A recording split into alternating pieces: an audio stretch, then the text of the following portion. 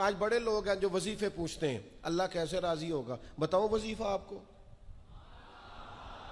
امام غزالی لکھتے ہیں کہ حضرت موسیٰ کلیم علیہ السلام نے اللہ کے حضور عرض کیا مالک میری قوم پوچھتی ہے تو کیسے راضی ہوگا, ہم تجھے راضی کرنا چاہتے ہیں. تو حضرت موسیٰ علیہ السلام سے رب کریم نے فرمایا ان سے جا کے کہہ دو کہ مجھ سے راضی ہو جائے میں بھی ان سے راضی ہو جاؤں گا.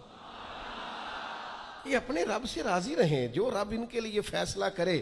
وہ حضرت سفیان ثوری دعا مانگ رہے تھے نا, یا اللہ راضی ہو جا, یا اللہ راضی ہو جا, یا اللہ راضی ہو جا. تو حضرت رابعہ بصریہ رحمۃ اللہ علیہا بھی پردے کے پیچھے بیٹھی تھیں.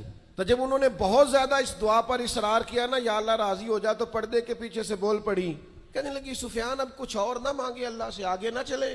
جناب سفیان کہنے لگے میں دعا ہی کر رہا ہوں کہ یا اللہ تو راضی ہو جا. تو فرمانے لگی پہلے اپنے دل پہ ہاتھ رکھ کے بتائیں آپ اللہ سے راضی ہیں؟ آپ تو کہتے ہیں یہ ہے تو یہ نہیں ہے, کبھی یہ بھی مل جائے نا. اگر آپ ناراض نہ ہوں تو پہلے خیال تھا ایک سواری مل جائے چاہے موٹر سائیکل ہی ہو, مل گئی.